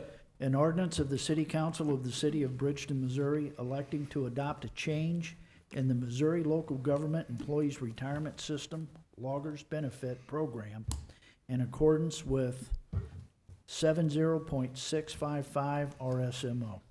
Move to table. Second. Motion's made by Councilmember Hood, seconded by Councilmember Norris to table Bill 6426. Those in favor signify by saying aye. Aye. Those opposed? Abstaining? Motion carries. We're to Bill 6427. Councilmember Norris. Thank you, sir. Move for first reading of bill number 6427. Second. Motion's made by Councilmember Norris, seconded by Councilmember Hood for the first reading of Bill 6427. Those in favor signify by saying aye. Aye. Those opposed? Abstaining? Motion carries. Councilmember Norris. An ordinance of the City Council of the City of Bridgeton, Missouri, amending section 205.390 curfew for persons under 18. Move to table. Second. Motion's made by Councilmember Norris, seconded by Councilmember Hood to table Bill 6427. Those in favor signify by saying aye. Aye. Those opposed? Abstaining? Motion carries. We are to Bill 6428. Again, Councilmember Norris. Yes, sir. Move for first reading of bill number 6428. Second. Motion's made by Councilmember Norris, seconded by Councilmember Hood for the first reading of Bill 6428. Those in favor signify by saying aye. Aye. Those opposed? Abstaining? Motion carries. Councilmember Norris. An ordinance of the City Council of the City of Bridgeton, Missouri, amending and restating Chapter 205, Article 8 of the Bridgeton Code of Ordinances, dealing with weapons offenses in its entirety. Move to table. Second. Motion's made by Councilmember Norris, seconded by Councilmember Hood to table Bill 6428. Those in favor signify by saying aye. Aye. Those opposed? Abstaining? Motion carries. We're to Bill 6429. Again, Councilmember Norris. Thank you. Move for first reading of bill number 6429. Second. Motion's made by Councilmember Norris, seconded by Councilmember Hood for the first reading of Bill 6429. Those in favor signify by saying aye. Aye. Those opposed? Abstaining? Motion carries. Councilmember Norris. An ordinance of the City Council of the City of Bridgeton, Missouri, authorizing the mayor and the city clerk to execute a master services agreement substantially in the form attached hereto between the City of Bridgeton and Flock Group Incorporated, wherein Flock Group Incorporated agrees to provide for the installation and maintenance of an automatic license plate detection system and related software and hardware services in connection therewith. Move to table. Second. Motion's made by Councilmember Norris, seconded by Councilmember Hood to table Bill 6429. Those in favor signify by saying aye. Aye. Those opposed? Abstaining? Motion carries. We are to discussion items. Councilmember Grimmer. Yes, thank you, Mayor. I'd like to discuss again we've had discussions, kind of minor discussions before about a proposed water feature in front of the building in the southwest corner of our government center here. Just a little further into that, it's just occurred to me that we have this government center being well-designed with a lot of good conference rooms and accommodations. We have a lot of meetings here that host outside visitors in here. And people come by and of course they drive up and they see our facility. I would like to make a statement that, again, we are a well-run and very prosperous community, maybe an anchor community, if you will, and maybe I'm being a little bit bragging on ourselves or so forth, but somewhat of an anchor or a center for, let's say, northwest or St. Louis County. And to that end, I would think that possibly this feature would kind of just enhance or make that statement a little broader. But in any event, we really don't even know what we're talking about as far as any expenditures, any proposals or anything. So with the council's permission, I would like to make a motion that we direct our staff to send out some requests for quotes. And I've had discussions with our city manager about this, and I think that we're in somewhat of an agreement on what we would be looking for. But again, just to send out a request for quotes, and we could maybe put this all together and make a presentation for further consideration for the council. So with the council's permission, I would like to make a motion that we direct staff to send out requests for quotes on such a feature. And then we could have further discussions at that point when we had more definitive and definite information on what we might be looking at. Are you making a motion? Do you want that As as a motion? I'm making a motion that we, Okay. all right, very well. A Second? second. Motion was made by Councilmember Grimmer, seconded by Councilmember Patel, as I understand it, so correct me if I'm mistaken, that you want the administration, the staff, to solicit quotes from various vendors on a water feature. Correct. Mhm. Or a plan. And that's fine. So it was seconded by Councilmember Patel, so we'll open it up for questions. Councilmember Weshy. Yes, Mayor, I would have two questions on that. The first question being, is there going to be any cost to the city for requesting these quotes? And the second question being, I can't remember off the top of my head, but do we have this in the budget for this year? Are we going to have to pull from another area in the budget, basically rob Peter, pay Paul type situation? If I may respond to that, please. In our discussions with, the better plan would be to not put any particular price on there. The reason being is that then you would have the vendors that would kind of have a tendency to go to that price. We'd like to just kind of open up. And you are correct, there is no allocation for this in this year's budget. We may be looking at a future budget or something, but I believe it's important that we start on this now, and we can take as much time as we need to finalize the process, whatever it may be. Do you have a follow-up? If I can follow up on that. Sure. And admittedly, I'm still learning a lot about how government is ran and everything. Looking at this from a corporate standpoint, though, I know that generally speaking, if I want to, let's say, bid out wiring for an office that my company is wanting to do, I need to give them an idea of what I'm looking for, and generally an idea of budget, too, for something like that. Is this going to be something that we typically would do as a city, saying, hey, we want this, but we're not going to give you direction? We're not going to give you an idea on what we're wanting to spend money on? Is the question to me? I guess, sure, yes, to you, Mayor, sorry. Okay.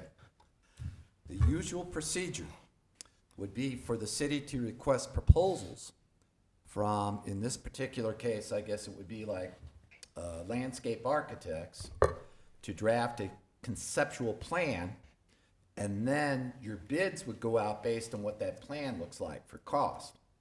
Right now, as I understand Councilmember Grimmer's proposed amendment, you would ask vendors just to come up with a cost.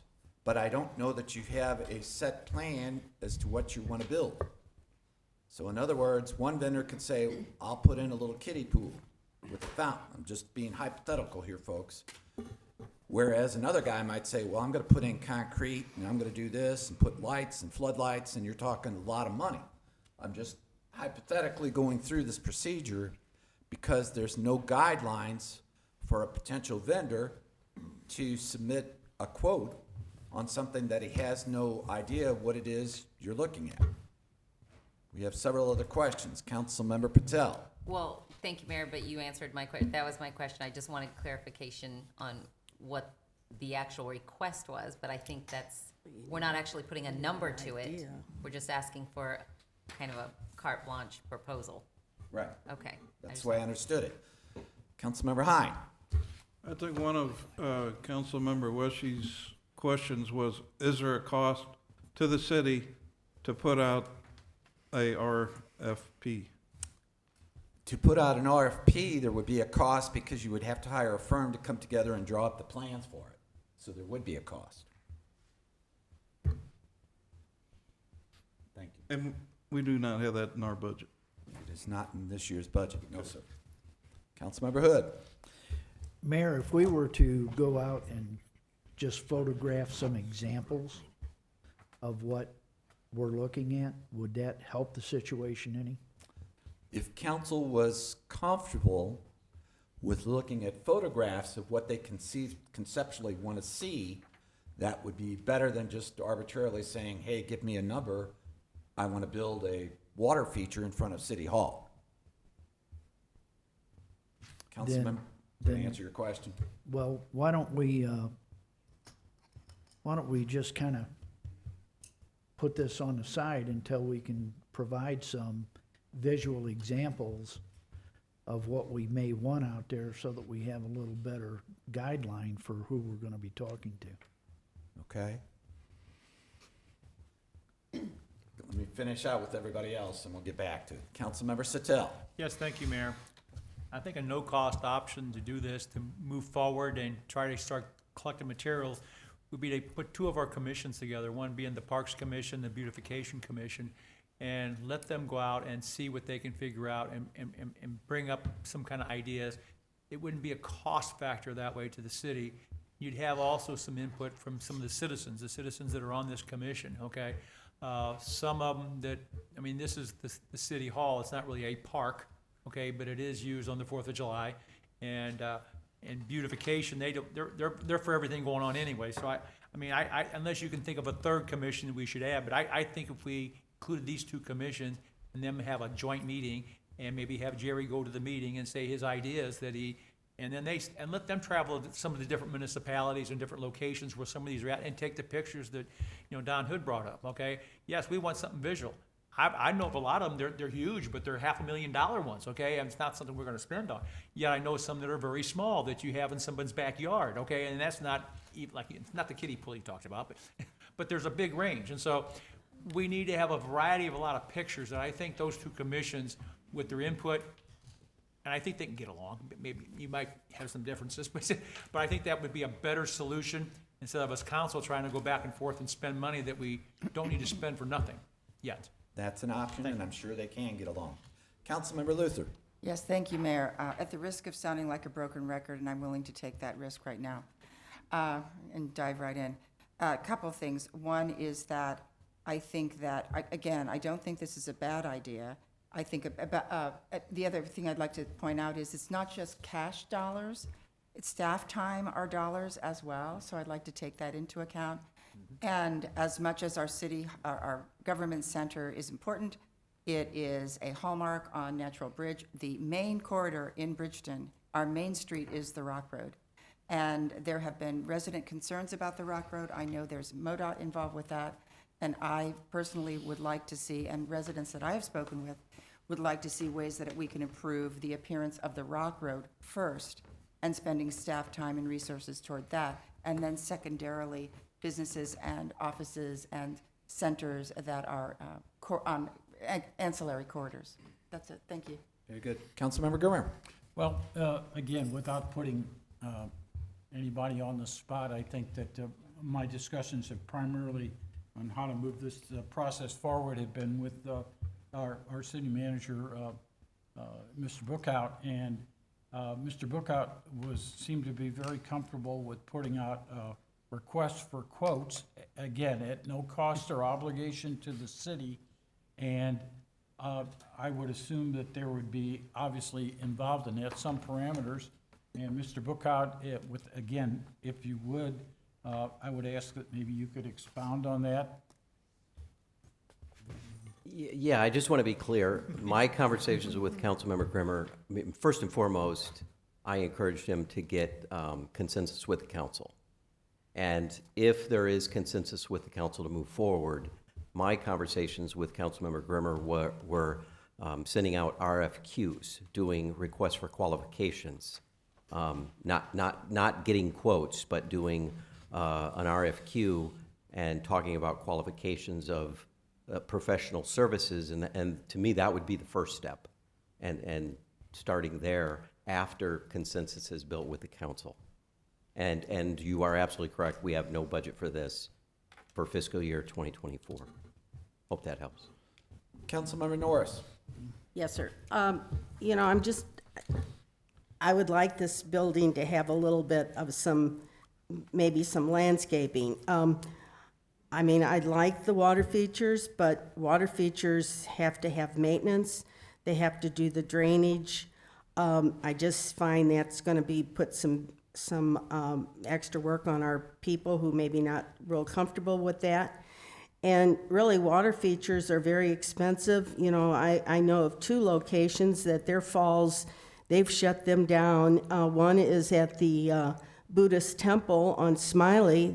It was a beautiful waterfall, and they've shut that down. And also the waterfall at the Sarah House has been shut down. They have a beautiful rock wall, and it used to have a fountain going over it, but evidently cost, and that has they have discontinued that. So we just need to look at that, you know, the maintenance, but I would like, you know, beautifications, and would probably love to get involved with some plantings, you know, to take a little of the brunt off of the building, you know, maybe some low evergreen, but yeah, we need a little spruce. This is our main center, and I would like it to have a little jewelry on it, so maybe we need to look at something like that. But again, we need to get somebody needs to get a Powerball, because we don't have the money in our budget this year for that. So, thank you.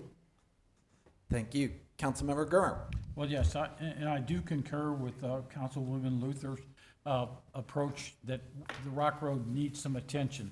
As we had talked about before, of course, the main entrance there, the 270 overpass and so forth, we're more or less at the mercy of MoDOT whenever they decide to redo that intersection. They've invited us to participate. We'd have a chance to participate at that time.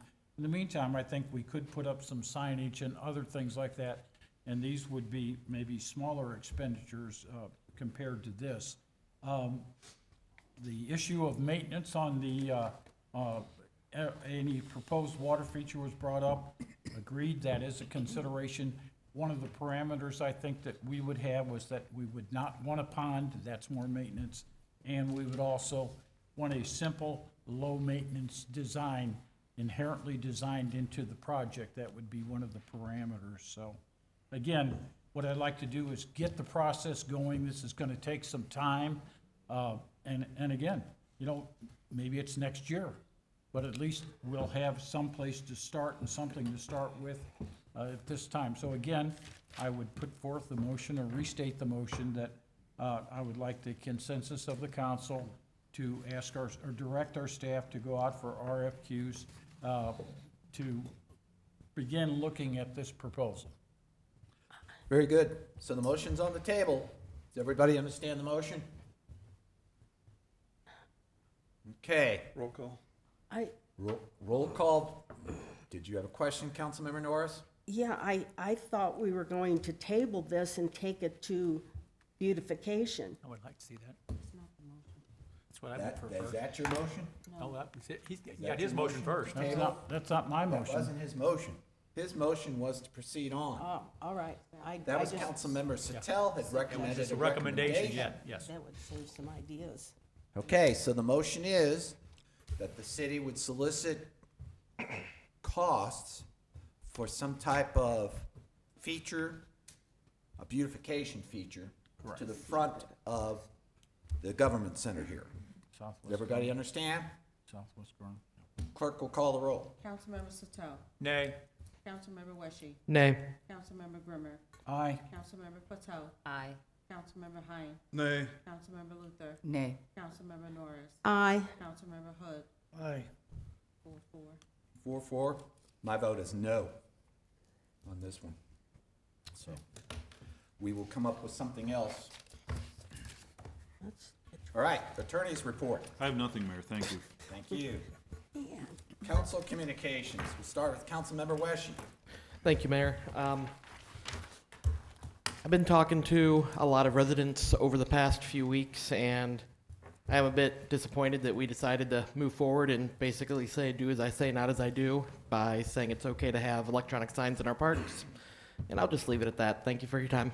Thank you. Councilmember Sattel. Well, I'll ditto his comment, but I'd also like, that you just brought up, I think I would like to make a motion to send this possibly to the beautification and Said what when you say this? well, the previous one that Jerry Grimmer brought up about that. If we can get those two commissions to go along and maybe get us some ideas, I don't want this to die because we just didn't, that just got voted on, okay? I'd rather see it possibly move forward somehow with the Parks and Beautification Commission. So if that's something that we need a motion to send it to those two and let them have a joint meeting, that maybe Jerry could The bring. motion died here tonight. Well, I didn't create my motion to send it to the Parks and. I know. So what you're suggesting is a motion to have both of those two Bridgeton boards and commissions gather Because that and would come be up with ideas? Well, because that would be a no cost. The other one was a cost factor that was gonna be to our city employees to put something together for a request for, our RFQ, okay? And I think that's probably why it totally failed, because it's gonna be a cost and time factor. I think if we allow those two commissions, I think they would be excited to hear about it. If it still dies from listening to the Parks, Commission people and the Beautification Commission people's, their input, I think it's beneficial to hear from them, okay? And maybe even have our horticulture specialist, Bob Cost, attend there, because there's maintenance gonna be involved with this thing Why too. don't we do this? Bring it up to the next meeting. Informally, I will go to both boards, Parks and Beautification, and I will bring up Councilmember Grimmer's idea and see what they think about that, and then moving forward with a joint. I'll put it back in group. your hands then, thank you. Okay. That's all. Councilmember Patel. Thank you, Mayor. I also have talked to a lot of residents regarding this sign issue, which it seems like that's the topic of the day. Everybody wants to talk about the sign. However, there are residents who are in favor of it, and I think there's a lot of people who don't have social media, so they look for things like that to get their information. And I don't think we're saying, this is our decision so you can suck it, basically. That's not what we're saying. And so I think that's kind of an unfair assessment that that's what we're really saying to the residents, because there are residents that actually want this. And there's residents that don't, and there's a pro and a con to everything. And I think we need options, and I think Brendan has provided some of those options, and I like some of those options, turning it off or dimming it, or perhaps turning it off at an earlier hour so it's not reflected at night. So I think there's ways to compromise, and I think compromise is good, and that's what we need to look forward to. And I don't think it's good to point fingers and blame, because I don't think everybody wants everyone to be in a cohesive environment. So that's what I have. Very good. Councilmember Grimmer. Well, thank you, Mayor. And to add to my co-counsel's comments, it's new technology, these message boards. It's somewhat recent. It's something that I think we're going to have to embrace. We're just going to have to kind of ease into it and find out what works for us and what doesn't. And so I look forward to when we bring back the bill for the sign that we're proposing here in front of the rec center. I think at that time there'll be a lot more discussion on this, but I think we'll move forward and we'll be okay. I'd like to report at the design and review meeting last night. We approved a wall sign for a business on St. Charles Rock Road, and we approved a chain link, or it was approved a chain link addition for some fencing with Ford Asphalt on Tosick Road. And then additionally, on my dog walks in the morning, I ran into a lady who regularly picks up trash along Avery Lane and the surrounding St. James Estates. She's apparently done this for a long time, and just little things like that just attest to the character of the residents of our city and the pride they take in keeping our city the good place that it is to live. So just wanted to mention whoever that lady was, didn't get her name. I just kind of appreciate seeing things like that. And then, finally, I guess I guess almost decade that I've served, I've missed very few meetings. I'm proud to say that, but I'm gonna make up for it because I've got 3 of them that I'm going to miss, and so I'll announce them now. It's just spring is a heavy travel season. I will miss the March 6th meeting, the May 15th meeting, and probably the June 5th meeting. Who's gonna read Very it? good. Not that you miss them. Thank you. That's always good to hear. Thank you. Thank you. Councilmember Hine. Let me start off by thanking everybody for being here and listening to us go through all these issues. But my take on the sign, besides the residents across the street or, within so many feet of the proposed sign at the rec center, not wanting the light and the flickering and the strobing. If the purpose of that sign is to bring new membership to the rec center, the majority of the people seeing it are going there anyway. So how about one of these inside the lobby and put whatever you're gonna put on the sign out in front of the rec center, and they can stop at their leisure going and coming inside the rec center and read what's going on. I think optimal exposure as far as creating new business or getting new membership would be at McKelvey Park. That's my 2 cents worth on that. So council members know that because I sent out an email today. But thank you for being here. I think that's all I have, other than the resolution we passed tonight that's going to go to our representatives in Jeff City. 2.7 million loss in sales tax revenue. That's, correct me if I'm wrong, but that's probably over 10% of our revenue that's generated currently annually. So that's the only other comment I have. So that would be a big hit to the city. Thank you. Councilmember Luther. Thank you, Mayor. So a couple of things. I'm not going to talk about the sign. I've made my thoughts very clear. So I want to thank everybody. We had a Ward 3 meeting on the 24th. Randy was unable to attend, but we did have representatives from MSD talking about Project Clear. I understand they may be coming to council to make a presentation as well. They mentioned, maybe you don't know about that. They would yet. like to. They would like to, okay. So thanks to everyone for coming out. That was that really foggy night. So we had a good meeting, it lasted about an hour, and we had about at least 12 people, 12 residents in that bad weather. I want to also thank Chief Masadi for coming, Captain Wooten, and who else was here from your staff? There was Clay. another, no, not, Oh, Claywood. anyway, there was another. I appreciate you coming to all the meetings as well. It's good. Another welcome to Clay Dean. I know you've gone above and beyond as the new ordinance officer. I don't know that I've let Mark know some of the things you've been doing, but much appreciated on the ordinance enforcement. So he's sitting right back there. If anybody needs to talk with him or speak with him. It's great to have you, great to work with you. The code ordinance violation enforcement meeting has been rescheduled for February 21st, unless we have a meeting that preempts that. So that will be on the 21st here at 6 o'clock. Want to congratulate Parks. Gosh, you got a lot of programs going. It's good. Spring is here, right? Winter's almost over. And a couple of things, too. I've noticed that we have had residents at Ward 3 meetings talk about or complain about the lack of visibility of police. And I personally have seen police in Ward 3 along Avery, throughout St. James Estates. I walk a lot. I walk in the evening, on the weekends, and I have seen just lots of traffic, police traffic, and I always try to wave. But I know that that's come up at some of our ward meetings, and I wanted to let you know it's been obvious and visible and much appreciated.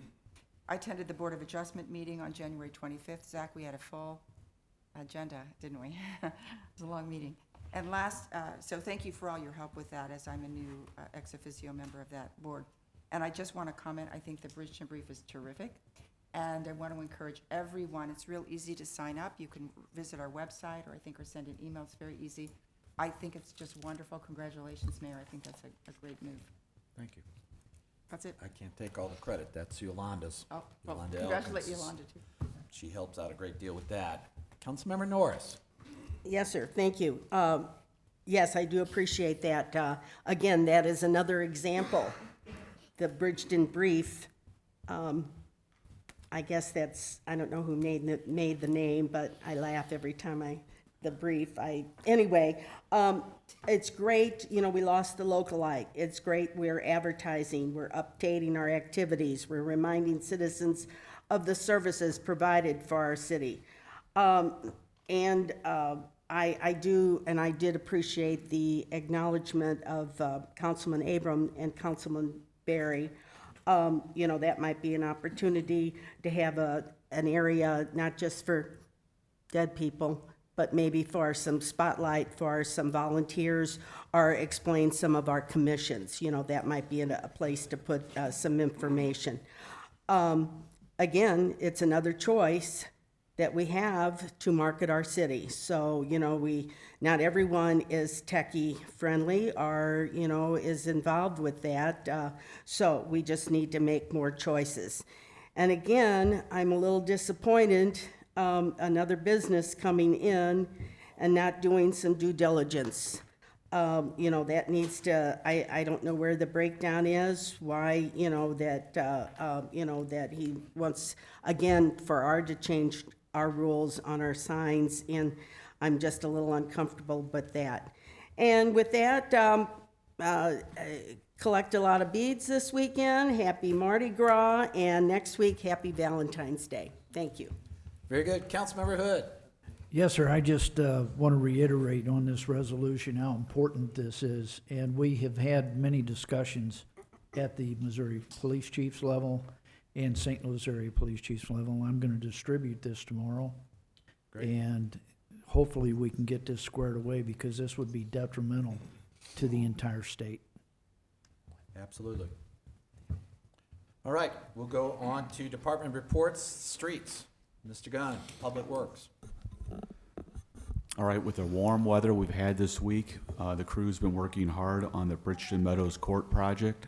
We poured concrete, the curbs are in, we backfilled them, so we're ready to go for next probably 4 or 5 days, looking at some rain. So we got everything done in time with that stormwater project, so we're moving on to the next one, and that's all I have. Councilmember Hine, question? I have 4 or 3. Any update on the adult daycare business proposing to go into the former Romantique space? They're still working on their plans. I believe that they're in the final steps of getting their permits approved. Okay, so they're moving along. Correct. Okay. You mentioned in your report Friday, removal of trash in the buyout area. Was that on our land or was that on airport land? It's the property that's owned by the airport, but we have like a 99-year lease to use those roads back there. So unfortunately, in wintertime and in the spring, people tend to dump some stuff back there for us. Did you get it all, or is there still some left? Oh, there's more stuff if you need anything. Okay. And, regarding the site plan for 11931 Benedetta, is that for one additional residence on that property? I believe it is one, and I think there was a structure out there, and that's what's still being talked about as far as if they can leave that structure, what that structure is going to be used for in the future. A truck? What the structure will be used for in the future. Structure, okay. Mm-hmm. All right, thank you. That's all I have. Very good. Mr. Kane. Just an update on one of our community capital projects at Matthews Park. The old playground, over 35 years old, has been removed. The new equipment is scheduled to begin being installed later this month, so keep an eye out for that. Heart Health Week is this week at the Rec Center. This is Heart Month. We've got a lot of fun activities at the Rec Center: therapy dogs, exercise events on the track, healthy snacks, blood pressure screenings, CPR demonstrations, and a lot more. Wanted to thank our Assistant Director, Vicki Myers, put a lot of work into decorating the Rec Center very nicely. And her staff has done a great job with that this week. And then lastly, we do have several TVs in the Rec Center with, we can put flyers and different things on there as well. Chief, Police. Thank you, Mayor and Council. I was asked by a couple of the council members to just kind of make some comments on Bill 6428 on the weapons, just briefly. I know that there's several changes that are in there. Those all were in compliance with the Missouri statute 571 that covers weapons offenses. The bill, our code had not been updated since 2004. And one of the changes that is a big change in it that mirrors St. Louis County and several of the municipalities in the county have adopted this is what it does is it requires a concealed carry permit for open carry in the public streets and what have you in the city. I know that a lot of other areas in the county and in the city of St. Louis have experienced juveniles that have been carrying weapons openly, and under the Second Amendment Preservation Act, that there was nothing they could do about that. Well, this requires them to have a permit in order to do that, and in order to obtain a permit in the state of Missouri, you have to be the age of 19. So I just wanted to clarify, that's the major change. It does have the provision in there about concealed carry, and that refers to Chapter 571 of the statute, which does have a section in there about restrictions on concealed carry. So this just mirrors what the state statute says, and it adds that open carry provision in it. So I'll entertain any questions if anybody has any more on that. Also, I wanted to pass along on a positive note. We do have the Polar Plunge quickly coming up. It's on the 24th of February at Creve Coeur Lake. I think we got 17 plungers already on our team. We did have a sponsor that did unique shirts for them, so we're going to stand out in the group. And thus far, they've raised over $2,000 in funds for that. So just wanted to pass that along. Very good. Mr. Bookout.